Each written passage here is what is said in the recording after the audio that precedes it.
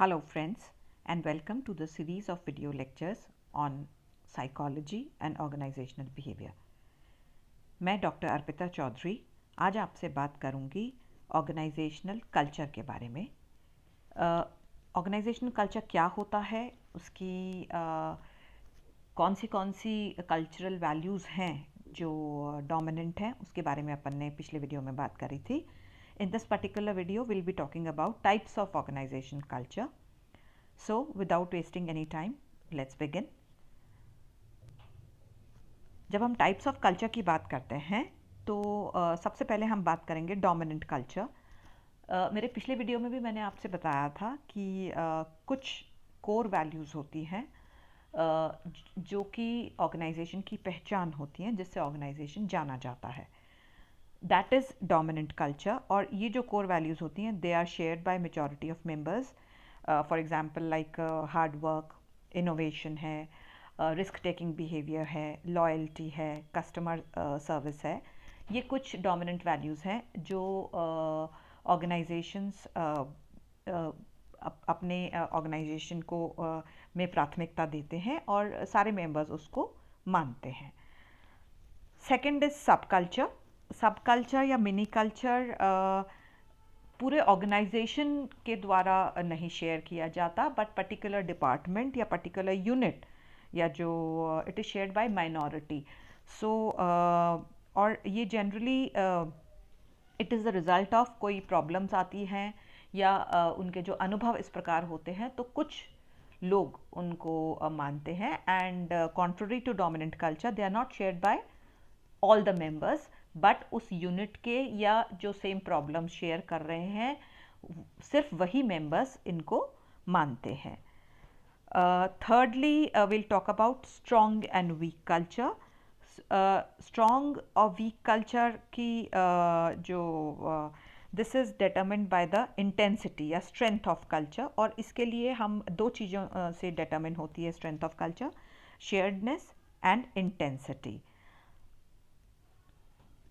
शेयर्डनेस क्या होता है? देखिए, मैंने पहले भी बोला कि जो कल्चरल वैल्यूज़ होती हैं दे आर शेयर्ड, ठीक है। और मेंबर्स जो कोर वैल्यूज़ हैं उनको शेयर करते हैं और ये दो चीज़ों से प्रभावित होती हैं शेयर्डनेस। नंबर वन, एक तो ओरिएंटेशन। ओरिएंटेशन क्या होता है कि जो नए मेंबर्स आते हैं उनको कैसे उन वैल्यूज़ को सिखाया जाए। तो इसके लिए जनरली जैसे या तो ट्रेनिंग होती है, जब भी कोई नया मेंबर आता है उसकी ट्रेनिंग होती है जिसमें उसको सिखाया जाता है कि क्या क्या फ़िलॉसफी है उस ऑर्गेनाइजेशन की, क्या कल्चरल वैल्यूज़ हैं जिसको वो प्राथमिकता देता है। एंड सो जब भी सो इस तरह से ओरिएंटेशन के द्वारा the new members joining the organization are told about the organization culture और values। दूसरा तरीका होता है रिवॉर्ड्स का। तो संगठन क्या करते हैं कि जो मेंबर्स उन वैल्यूज़ को फॉलो करते हैं उनको रिवॉर्ड दिया जाता है in form of raise, promotion दिया गया, या उनको रिकग्निशन दी जाती है उनको। जैसे मान लीजिए कंपनी का फाउंडर्स डे है, जो अच्छा काम करते हैं, अच्छा काम से मतलब यहाँ पे यही है जो ऑर्गेनाइजेशन की वैल्यूज़ को, ऑर्गेनाइजेशन की फ़िलॉसफी को प्राथमिकता देते हैं, सो उनको रिवॉर्ड किया जाता है। और इसके लिए जब हम अगर बात करें तो will talk about Hallmark cards. जो हॉलमार्क कार्ड्स अमेरिका की amongst the top 100 best companies to work है, और वो क्या करती है अपने एम्प्लॉयज़ को प्रॉफिट शेयरिंग के माध्यम से या ओनरशिप प्लान जो अपने शेयर्स हैं वो मेंबर्स को देती है। और नॉट ओनली हॉलमार्क कार्ड, इसके साथ साथ हम देखते हैं कि जैसे फ्लिपकार्ट है या जो और भी बहुत सारी कंपनीज़ हैं वो अपने जो एम्प्लॉयज़ हैं उनको अपने शेयर्स, अपने प्रॉफिट जो शेयर्स होते हैं वो उनके साथ में शेयरिंग करते हैं as a form of a reward, just to motivate them to follow that philosophy, to follow that cultural value, organization culture या organization climate की उस वैल्यू को अडहेयर करने के लिए उनको रिवॉर्ड किया जाता है। इसके साथ साथ कई बार हम ये देखते हैं कि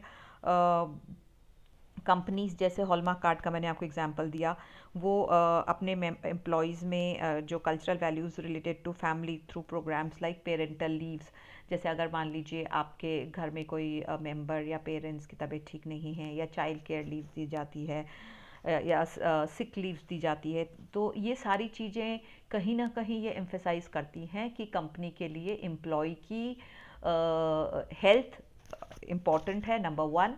नंबर टू, जो एम्प्लॉई है उसके जो रिलेशंस हैं जो कि उसके लिए इम्पॉर्टेंट हैं, वो कंपनी के लिए भी इक्वली इम्पॉर्टेंट हैं। कंपनीज लाइक, मैंने पहले भी, अगर आपको याद हो, पिछले वीडियो में भी कहा था, companies like Google, companies like IBM, ये सब कहीं ना कहीं अपने एम्प्लॉयज़ के लिए this company follow the policy of they are pet friendly.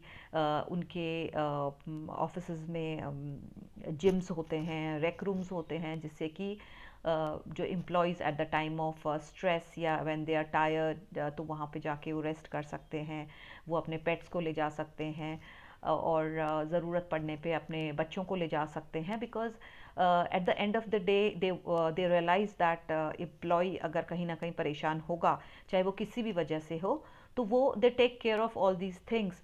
सो कहीं ना कहीं एम्प्लॉयज़ की हेल्थ, एम्प्लॉयज़ की मेंटल स्टेट, जिससे कि एम्प्लॉय फ्री होके अपना बेस्ट आउटपुट दे सके।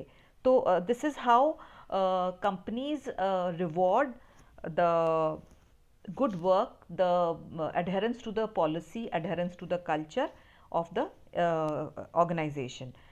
तो आई होप आपको समझ में आया कि किस तरह से शेयर्डनेस बढ़ाई जाती है, अपनी वैल्यूज़ को शेयर किया जाता है एम्प्लॉयज़ के द्वारा। And another is intensity. Intensity is degree of commitment to the values, और व्यक्ति कितना कमिटेड है उन वैल्यूज़ के प्रति। और ये देखिए, जो स्ट्रॉन्ग कल्चर होता है, जितना ज़्यादा व्यक्ति कमिटेड होगा, जितना कल्चर स्ट्रॉन्ग है, जैसे मैंने अभी भी आपको बताया कि कितना, जैसे ओरिएंटेशन के थ्रू या रिवॉर्ड के थ्रू कल्चरल वैल्यूज़ को मेंबर्स को इंटरनलाइज कराया जाता है, तो स्ट्रॉन्ग कल्चर का व्यवहार पे बहुत ज़्यादा प्रभाव पड़ता है। एंड जितना स्ट्रॉन्ग कल्चर होगा, जितनी स्ट्रॉन्ग वैल्यूज़ होंगी, उतना those values are shared, and it creates a climate of high behaviour control. वो कहीं ना कहीं जो एम्प्लॉयज़ हैं उनके बिहेवियर को कंट्रोल करता है। हम ये बता सकते हैं कि किस तरह का व्यवहार डिफरेंट परिस्थितियों में या प्रॉब्लम्स होने पे व्यक्ति कैसा व्यवहार करेगा, अगर हमको मालूम है कि उसकी क्या ऑर्गेनाइजेशनल वैल्यूज़ हैं, तो उसके आधार पर हम बिहेवियर प्रिडिक्टेबिलिटी भी हो सकती है। और there is high agreement among the members, और मेंबर्स आपस में बहुत अग्री करते हैं। And members are very, it you know, such strong cultures build cohesiveness. क्योंकि देखिए, जब सेम वैल्यूज़ सारे के सारे, जो इतना स्ट्रॉन्ग कल्चर होता है कि सारे मेंबर्स उन वैल्यूज़ को इंटरनलाइज कर लेते हैं, it becomes a part and parcel of their lifes. तो members are very close knit, बहुत कोहेसिव ग्रुप हो जाता है, एंड कहीं ना कहीं they are very loyal towards the organisation goals, and organisational commitment उनमें बहुत ज़्यादा होता है।